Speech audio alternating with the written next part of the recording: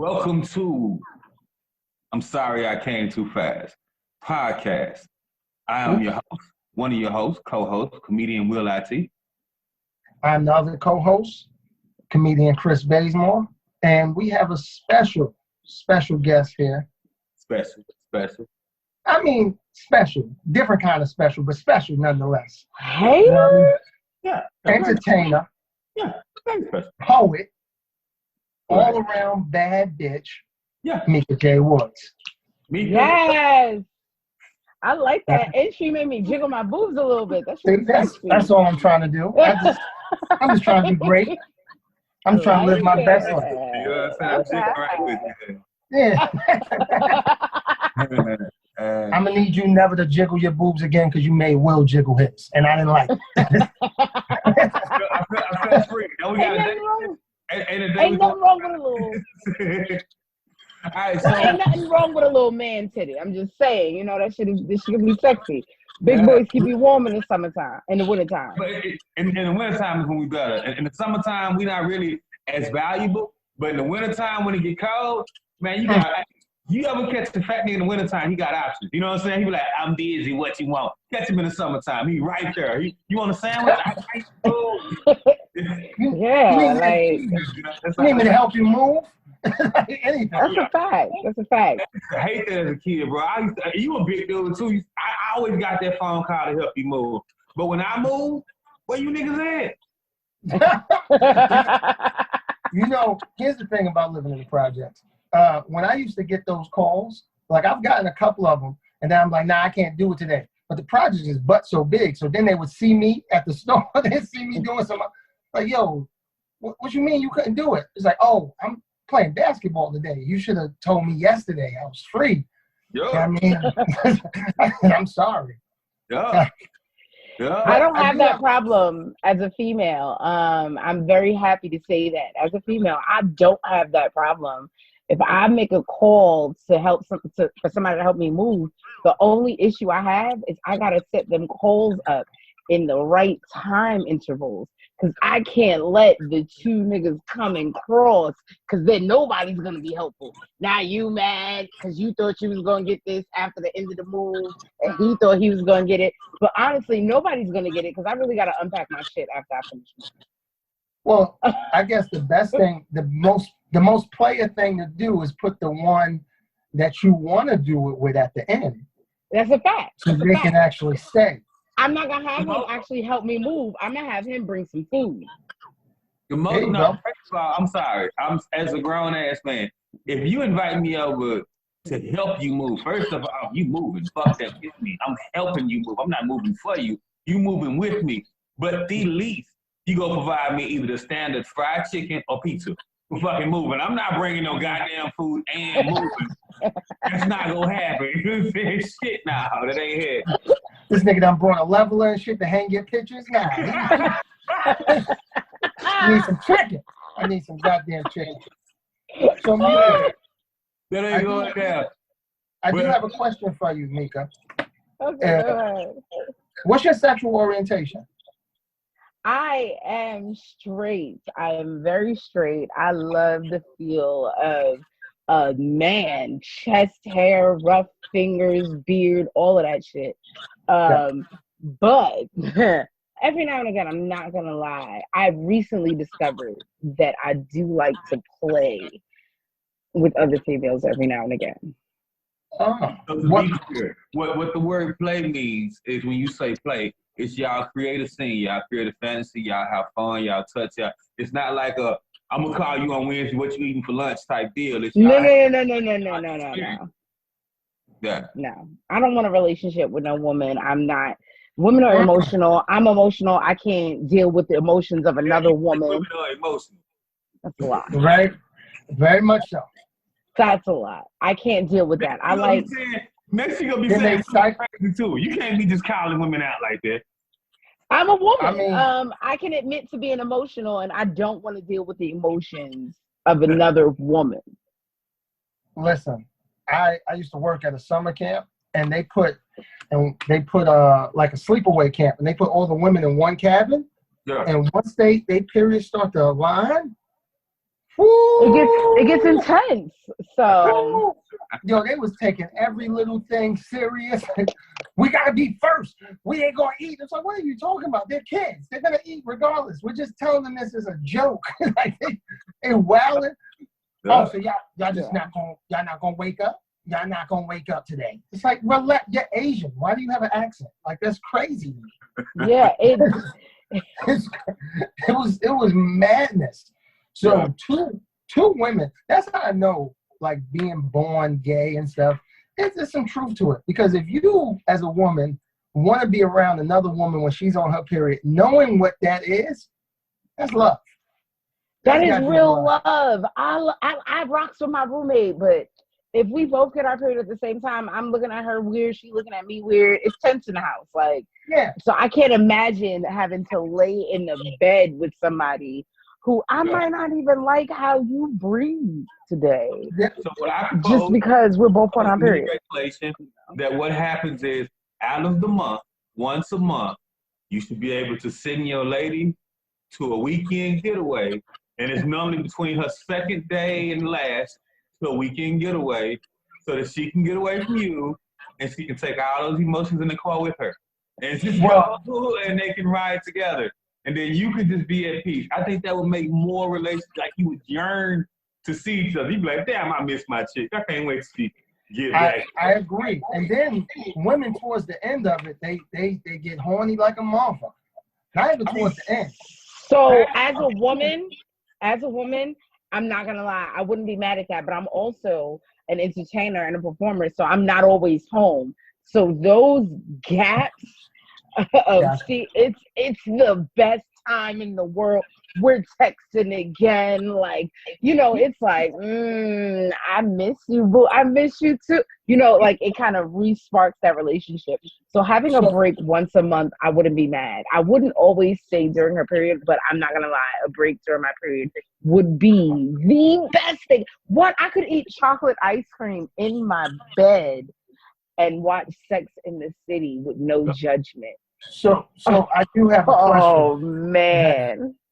Do you believe, are you from that school of thought that believes that absence makes the heart grow fonder? I do. I actually do believe that. I didn't always, but it's just something about not seeing a person. It's like a head game, because the thought of a person more times than not is better than the actual person being there. So the thought of them being there, you're only remembering all of the good things, the sexy touches, the sensual kisses, all of the good things, the moment that their breath smelled like peaches and they went to kiss you and you was like, oh, all of that sexy good shit. I'm a poet, remember, so I'm gonna make it poetic. But it doesn't do that. You get anxious. Absence makes me forget you. Like a long gap of absence, like a week. Of course, I'm gonna start to miss you, those feelings. But it's like you go, oh, now I'm gone for a year. Like, all right, so am I. I guess we gone. Guess we done. Hold on. There is a difference between absence and ghosting. Like, a year, bruh, I am a sexual creature. If I don't see you in a year, ain't enough batteries and sexual objects I can buy on the internet that are going to keep me satisfied. Eventually, I'm going to get a fuck buddy. I agree. Locked up. And you can't even go a year without the thug. They get locked up. All right, so thugs are different, right? Because she dates a thug friend? Not even, because with the thug, there also comes like maybe a sense of fear that you mess with the wrong person. When he gets out, he's gonna know. So there's that. And then also, it also depends on how much the person was holding you down. Because if you got a guy that's like really like doing it for you, holding you down, everything that you need, he has provided in the time that he was there, and now he's just not there, you'll wait, because nobody is going to match what he has done for you. And in those moments is when the absence does make the heart grow fonder, because this person has done so much for you. But it's also a difference too when they're forced away from you, right? Yeah, exactly. An absence that like you guys just separate or something is very different than someone going to jail, something like that, and then you know that you can't see them. Someone purposely just being like, I'm not going to talk to you so we can build up tension or whatever. Yeah, no. I like that concept. Like I want, like the whole week that you gone, I don't want you to text me. Like I don't want you to call me and see what I'm doing. I don't want you to do none of that shit. I want like me to start missing you. Like about a week. That is a test of your relationship. Going a week with no texting, no relationship. If you can't wait a year for my dick, I don't want you. You know what I'm saying? Like you got a week. It's like if you can't. It depends on what you were doing. If I don't contact, don't clap me. If I don't contact you for a week, and you got a problem or you need to go seek somebody else, go. I want you to not be able to contact me for a week and know we good. And we see each other. I want to fuck you. I want to miss you. I want to hear all about what I missed. But if I don't, I like that. But I want to forget you like a stranger. I want to walk past you in the highway like, hey, what's good? That to me is fun. All right, so we got a couple questions for you. We want to talk some things over. I'm gonna let Chris has some good questions. I'm gonna let him start with you, and then I got some questions for you too. My question for you is, how do you, being a woman who's very deep into her career and very, very career driven, I would say, where does love fall for you within that equation? Eesh, I gotta take a sip on that one. Damn, I'm good. Yeah. Like, ooh, okay. Love is love is something that I struggle with because, when all of my friends who are married and have children and everything, when they were going for kids and husbands and I have that opportunity, I was like, but at the same time, I was given an opportunity to pursue my dreams. I decided to go for my dreams and I chose my career over love. Sometimes I really do regret it because I could have been married, probably had a whole host of children, a whole bunch of West Indian children just running around here eating roti in the streets. But I don't. I asked that because do you find it hard to even look like for someone for you to even go out with someone knowing that you are entertaining, you're going to be on the road a lot of times? Is that even a consideration at this point, or are you waiting more so until you make it by your standards to pursue it? Okay, so it's actually a consideration for me right now. It's really a consideration for me right now.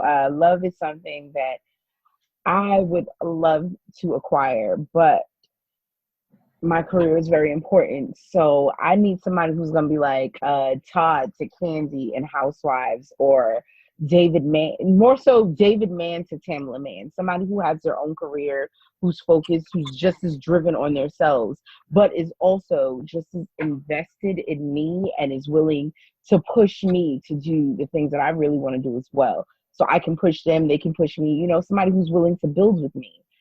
And if I can't find that kind of person, then I'm just kind of like, I'd rather be single because I'm not willing to give up my career for love. I feel like my career and love can work together. Love is always a compromise. So I'm going to tell you this. You can outline what you think your mate should be, and your mate can outline what they think you should be. But the only true sense of love is when you guys both draw the same line. So, love is always going to be a compromise. So you're going to have to give to find love. And you got to give on your career, but he might have to give on whatever. But that middle line that you write with that person, that will be what true love is. And you define that middle line too, right? Because I agree in a lot of ways, being someone, and then I do so many different things, right? So I could be doing stand-up one weekend, I could be acting or writing a movie the next, doing a play the next, doing stuff like that. And that type of unpredictability, I think, is difficult, especially in an artist's life, right? I think a relationship is something that should be built on stable ground, whatever you define as stable ground, right? But it should be some stability. And it's really hard for artists in the beginning to have any kind of stability because your life is really unpredictable. I told someone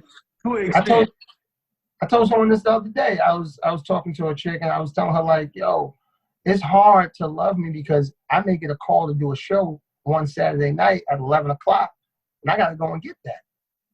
I got to go. Now, I'm not getting paid for it, but I got to go and do that because that's my love. That's my passion. And you have to be able to accept the fact that I'm going to get up and go to Harlem for no money. I'm just going there because I have to perform in hopes that maybe one person in that audience will follow me, and then that can build a fan base, and then I'll tell people about and that might be the right person, like in hopes that that one person that's in that one audience will follow you, and that'll be the right person. And a lot of people don't understand that. And that's where, especially I'm gonna have to do this show, but I'm not getting paid for every show.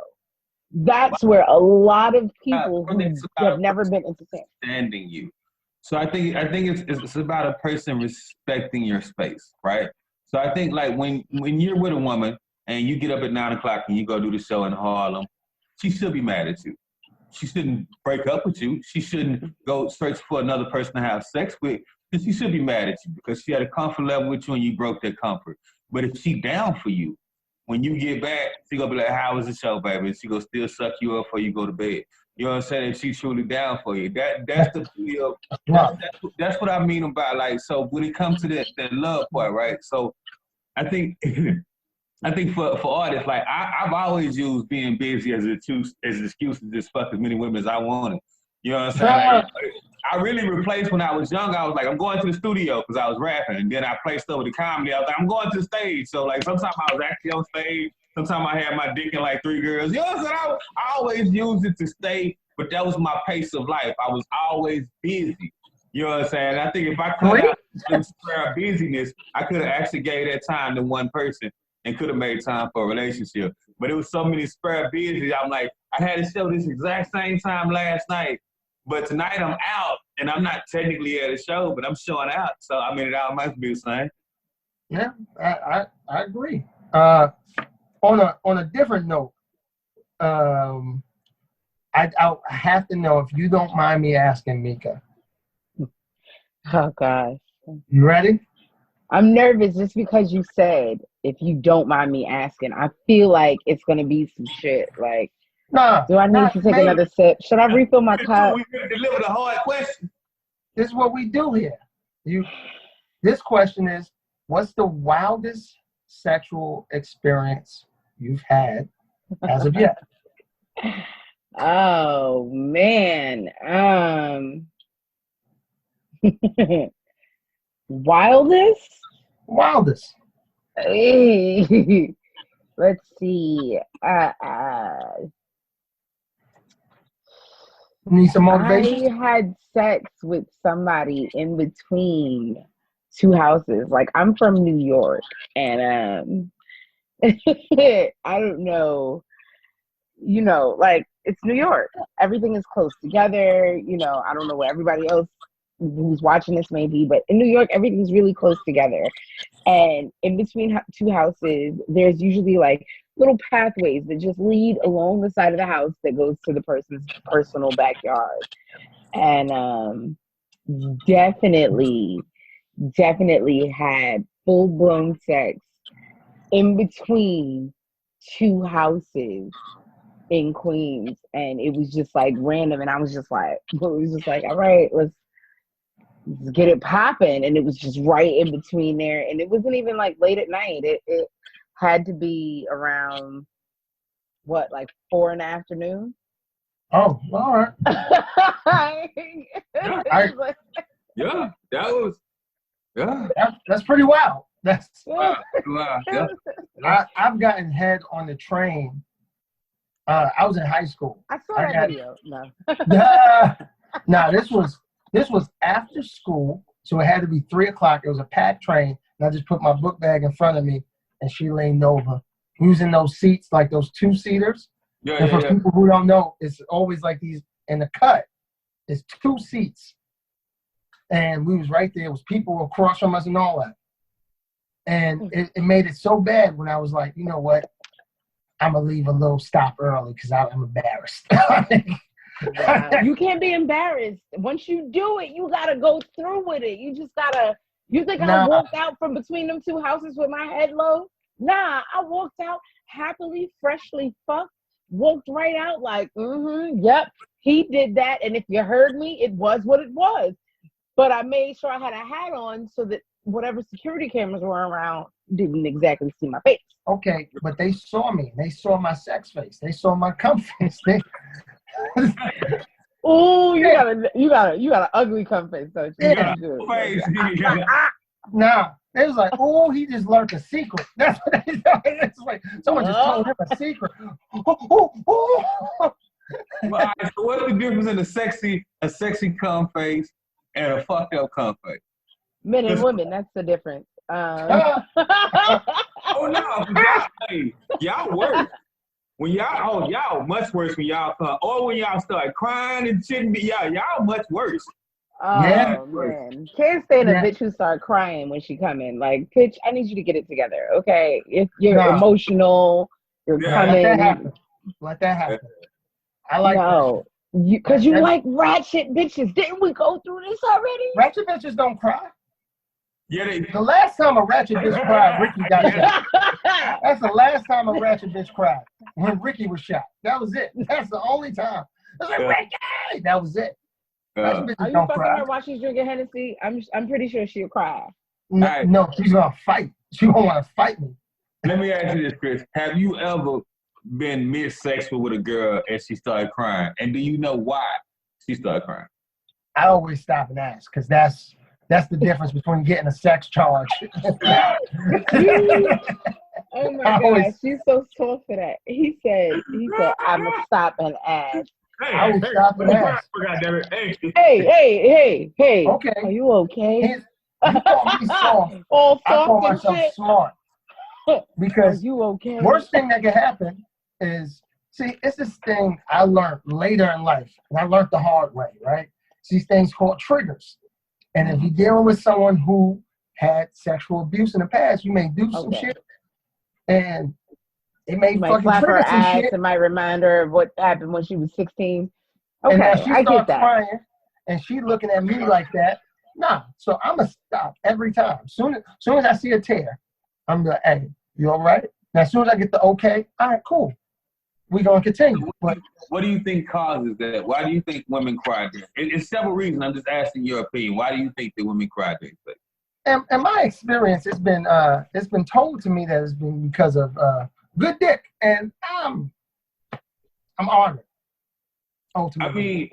I mean, no, this is the thing about women. I don't know. I've had some good dick, and I haven't ever cried during sex.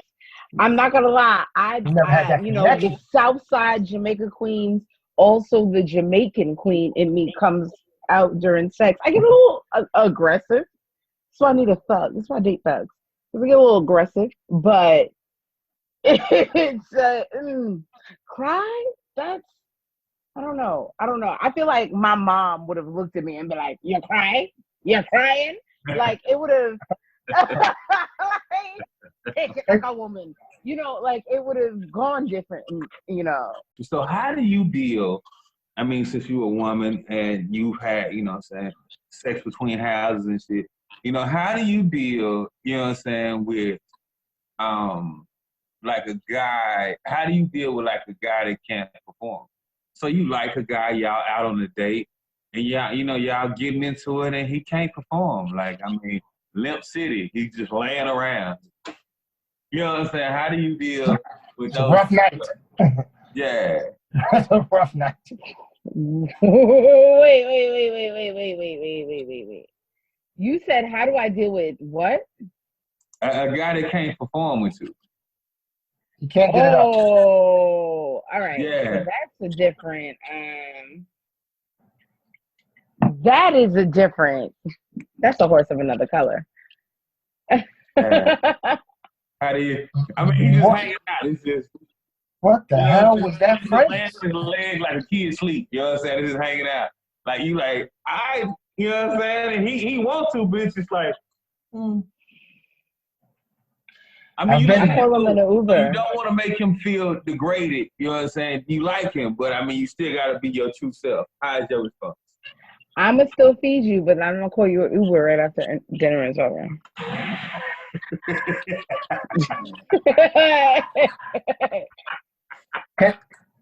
Can I say something? That's real, and I don't know if I'm gonna get flack, but I don't care. Yeah. I think women have to start taking some accountability because there's a lot of pressure. There's a lot of pressure on the man to perform, and I just think in those situations you gotta be a little more receptive instead of calling the nigga Uber. I'm speaking from a place of a dude that's been there. Excuse me. Speaking from a place of a person that's done that. Now, speaking from the female perspective, if I have cooked a dinner, put on this sexy ass lingerie, showered, shaved, made sure everything was popping, clean, and then you can't get it up.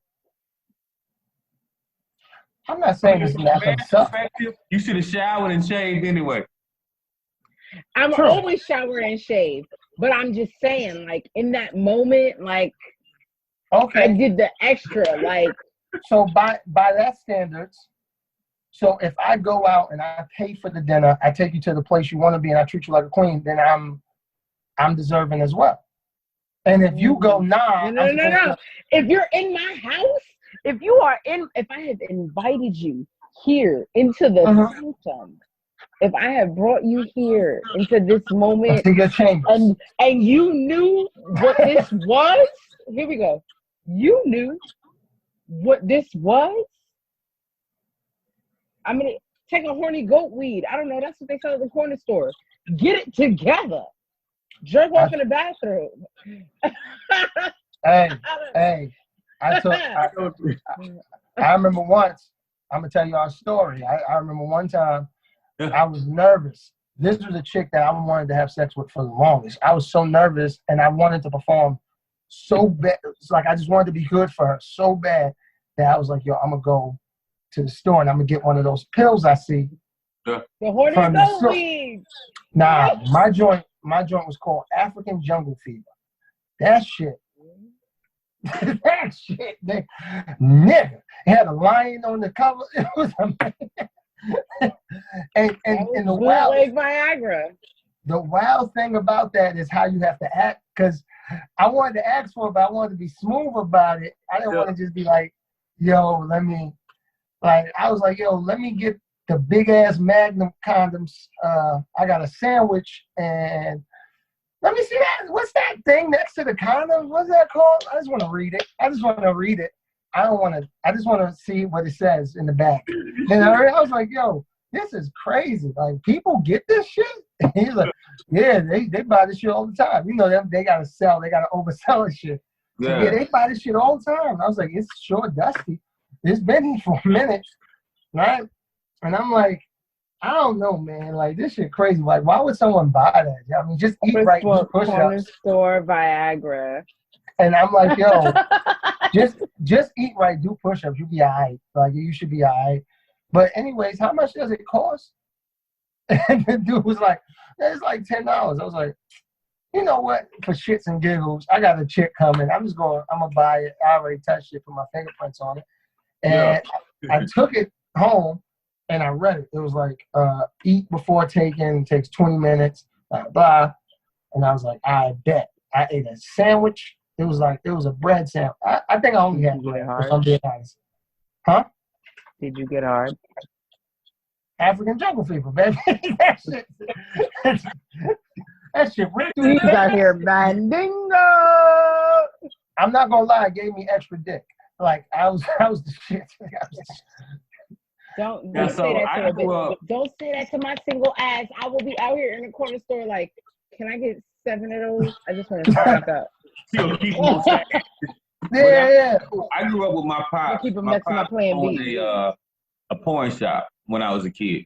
So he always sold stuff like African black ants or like he always sold stuff like that because he had a porn shop. And what he would do is he would hook up the old niggas in the community like with like a pack. Like that was back when they had the DVDs of porn. So it'd be like a porn, some incense, and some pills. He take that hoe to his old lady that weekend, they get it in. And he put a little mixtape in that hoe with some R&B jams, you know what I'm saying? He gave me a little pack. They came and bought the little pack. What I ended up exactly, I'm a family of hustlers, you know what I'm saying? So what I did when I found out my pops, like, you can make money on these hoes if you invest in them. I was like, my friends ain't gonna take them. He was like, you be bullshit. And what I started doing was, at the time, I was doing marketing for a swingers group. So what I started doing was, when I did the marketing for the swingers group, I would come and set up these little promotional flyers about other swingers events. And I would leave some of the pills there and let people try them. So then they would hit me back like, yo, what was that shit? And then I made money from it. I grew up from a family of hustlers. My pops like, you find a product that you can make money of, that the market need, and you sell it. And them hoes right there, bro, like, the only problem I had with taking them hoes, like I take one if I got like some big, like threesome, foursome, or something like that coming up. I take, you know what I'm saying? But most time one-on-one sex, I don't take them, because then you looking at the aspect of when you finish fucking, you still hard, and she like, go to bed. Yep. You know what I'm saying? You just like, nah, come on, play for a little hour and a half. You know what I'm saying? So, you know, me and you've had this conversation before. I've also sold Viagra. Yeah. And I sold it. My stories are a bit different. My stories, I didn't have flyers. I didn't do it right. I didn't do it the right way. Nah, I went to the store, like, not the store, I went to the doctor's office, and I just was turning 26, and I was about to be off my mom's insurance. So I wanted to check my whole body. I wanted to check everything. I wanted to check my eyes, everything. That's why I wear glasses now. Legitimately, they was like, oh, you losing your shit. I was like, you know what? I'm going to check my dick, because I never checked it before. I just want to make sure it worked. And it'd be good, because I don't know when I'm going to get health insurance again. I'm trying to be an artist. So it's going to be a minute. I need to make sure my dick good. Okay, so can we give entertainers health insurance? We need it. Exactly. So I go there, and then the dude, he's like, check it. It was a dude, and he's like, yo, cough, all that shit. And he's like, do you have a problem ever getting hard? And I was like, I mean, it was once. It was like, I had a lot of liquor one night. It didn't work. And he was like, it was cold that day. He goes, you know, we sell like Viagra. It's like the legit thing, and we sell it because of your insurance. You can get it for a lower price. I was like, yo, how much will a pill cost? He was like $1.50. I said, nigga, give me as many as you can. Give me 30 of them. I sold them to, I'm gonna come clean. I sold them to some comedians. There's some comedians who bought from me. Their names will remain nameless just out of respect. But sold to some comedians. I sold to some regular people. I was giving it to people in napkins. Yeah. Bounty, because I only had one pill bottle, so I couldn't give it to them in a pill bottle. You was out here selling Viagra like it was ecstasy. 100%. I used to sell them. So I used to tell people it was 20, but people would always want to talk you down. I bought these hoes for $1.50. If you like, I'm gonna make my profit. Even if you buy it for $5, I've quadrupled my fucking profit. And he extended credit to me. He gave me credit when I needed him. So he gave me like a 2-week advance, and I could just get them later. I put them on layaway for you. Like, I was a good dude, man. This nigga said layaway. Niggas is out here. Come on, I just need one for the night. You know I got you on You Tuesday. see this bitch I got behind me? Come on now. I had to test the product. I'm not gonna lie to you. One night, the day I got him, I brought him home, and I wasn't even fucking. I just had him, and I took one, and I was like, "This is dumb. I ain't even fucking." And I'm just walking around with a hard dick. I can't do shit. Ain't enough porn in the world. Yeah. So real quick, if I give you a Cialis, can you tell me what the difference is? 100%. I got a few Cialis. Cialis is more so Viagra. Think of Viagra like it's gonna. We got mad serious, like, bitch, what the fuck you got a few Cialis for? Hey, I mean, how humble is the nigga that take them? You know what I'm saying? How humble is the nigga that's like, I got these Cialis, okay, I take them. How humble is that nigga? You know what I'm saying? And why do you got it? Because you ain't trying. That makes sense why she's the way she is, and she's like, oh, you can't do that. Who says it ain't in the teleport? Who says it ain't in the teleport? Oh, you want a drink? You want another one? Yeah, you fuck around. You like, yo, why my shit so goddamn hard? I just don't know. I'm gonna tell you the downfall of taking them hoes. The downfall of taking them hoes like on like a date, or if you went with like one person, like you doing a threesome or foursome or something, it's just like you're supposed to come in with a hard dick, so it's accepted. But when you on a date and you trying to act regular, like you don't know you go get the ass or something, and when you will take one, like any small thing can put you in full rock hard for like 10 to 15 minutes. So you gotta downplay every time she kisses, you gotta pull away like you scared, because you like, if my dick get hard, it's gonna be an hour and a half before it go down. That's a fact. That's a fact. All right, so we have a segment, Meka, and we would love for you to weigh in and give us your opinions. This segment is called This Week in Sex. All right, and it's a news story that we found from the interwebs, and I want to know how you feel. Okay? So lately, because of the coronavirus, there's been a such thing as people losing their jobs, and unemployment is through the roof. And recently, landlords they have a method, and they have a way to help people out in need. It's called sex for rent. Have you ever heard of that? I have heard of it. How do you feel about that? How you feel? Well, it depends on who my landlord looks like. My landlord looks like a Jamaican Aunt Jemima, so I'm not feeling that on this end. But it depends on who my landlord looks like. If he looks like a slime ball, I'm not with it. I'm not gonna. Let me just say I'm not with it. I'm just not with it. Seems to me like you unless you look like Idris Elba. Don't want you to be Idris Elba because he's positive for corona. But if you look like him, do you think that's wrong and that's unlawful? It is very unlawful. Even if you guys have a. I say this. For me, it's like this. It's goods for services. This is the original trade that America was built on. America was originally built on trade and exchange. So you don't have the currency to meet what you're requesting. But what we can do is you have items that are valuable. And we don't want to neglect the value of the items that you have. So what I'm willing to do is exchange the valuable items that you have for these valuable resources that I have. It is exchanging goods for services. So you give me them goods, and I'm gonna give you these services. Yeah. I'm telling you, because if I buy a house and my tenant look like Brian Pumper and he don't have no money, I'm gonna be like, well. You know, Brian Pumper did a music video, right? So mind you, my pops owned the porn shop growing up. I meant below the waist. I know the porn world pretty deep, like more inappropriately than I probably should. But yeah, Brian Pumper did a music video, And I used to have people that come in the store. I'm like 12. People come in the store and ask me for that B Pumpers music video because he had all these naked women dancing around the cars. Then he went there and fucked all of them. Sounds like a good music video to me. He was the first porn star to ever do a music video. Sound like Tip Drill. Huh? Sound like Tip Drill right before Nelly walked in. Tip Drill. Like, right, I got a video. All right, so this is the freakiest shit that I've seen all week. So y'all tell me what y'all think about this. This is the freakiest shit that I have personally seen all week. Tell me what you think.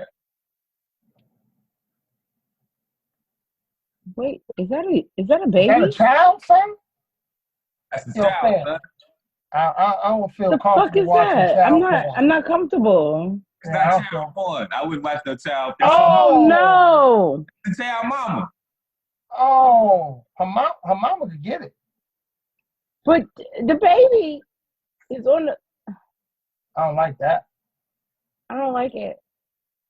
No. All right, Mom, you strong.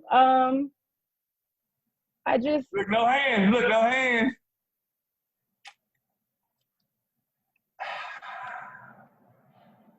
All right. So tell me, that's the freakiest shit that I've seen all week. What are y'all thoughts? So I would like to start off by saying two things. One, what the fuck was that? And two, wow. And most importantly, that should be noted right now, women who neglect their kids in such fashion have good pussy. So okay. So wait. Let me say this.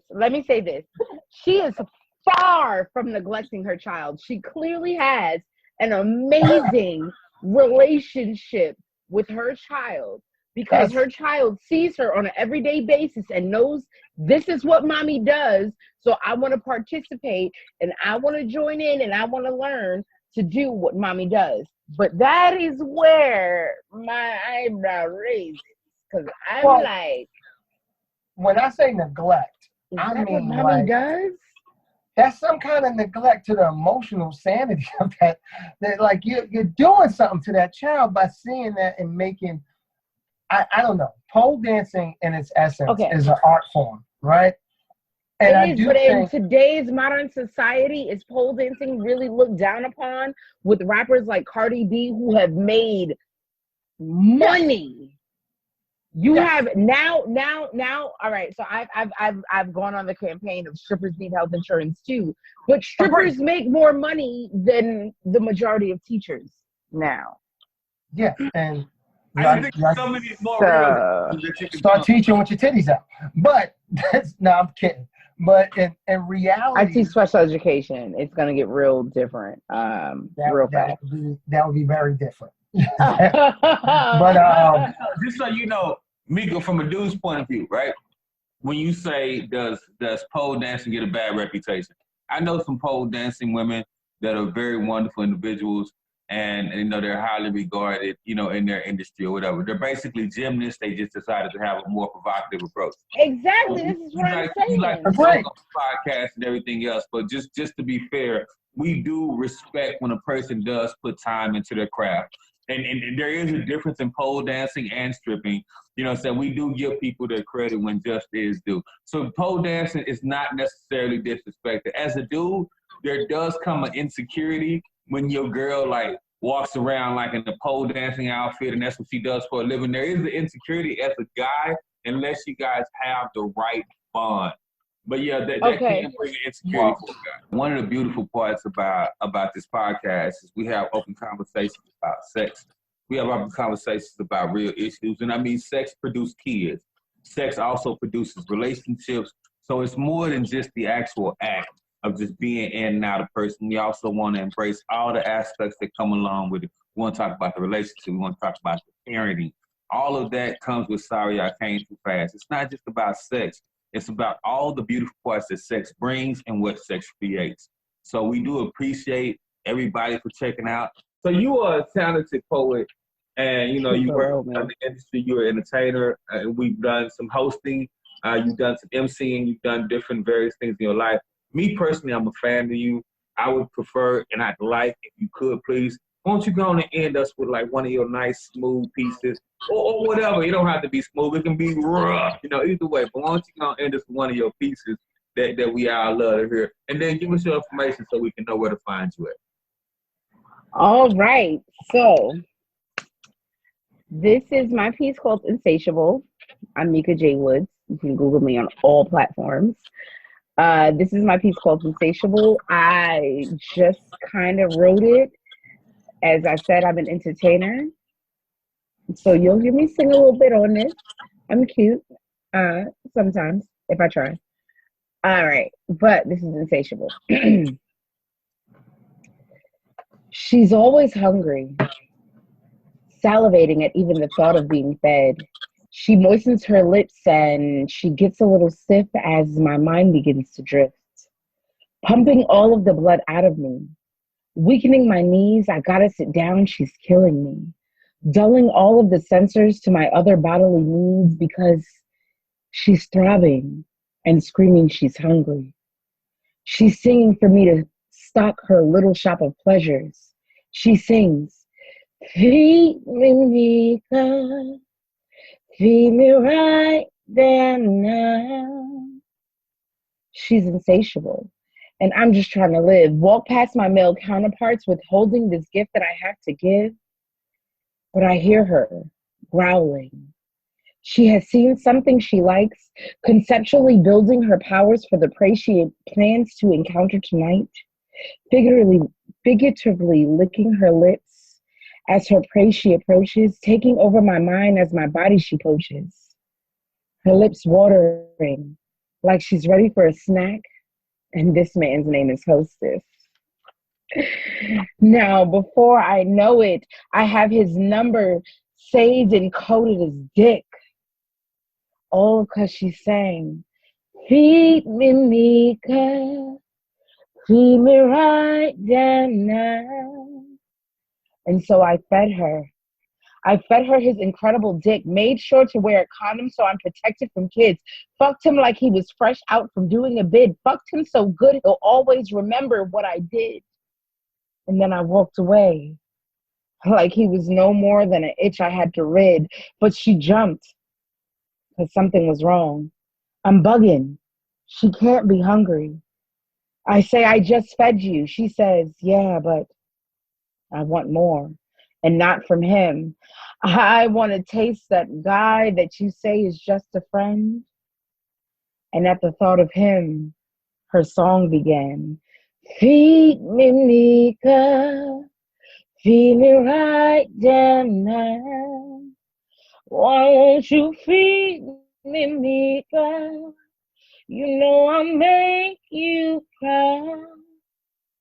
And so I waited a week and I fed her again, making sure to give it my all so her appetite I tend, not even thinking about all the freak rules that I bent.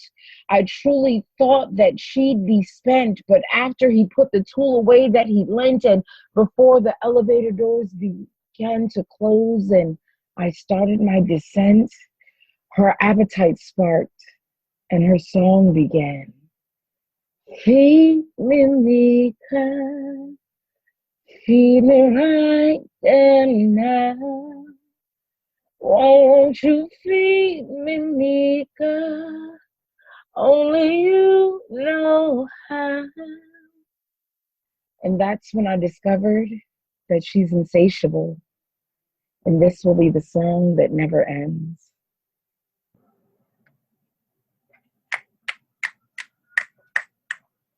Nice. Good job. That was dope. Yeah, that was dope. That was dope. We appreciate that. We appreciate it. We want to appreciate everybody for tuning in to the Sorry I Sing Too Fast podcast. We had a great time. We always have great guests. We always ask great questions and have fun. Thank everybody at home. Now, we also want to remind you we do have merchandise. We have glasses that say Sorry I Sing Too Fast and T-shirts. We'll have those wearing posted next time. So we appreciate everybody for tuning in. I am your host, comedian Will I.T. I am comedian Chris Bazemore. And this has been our guest, Meka J. Woods. Thank you, and we will see you guys next week.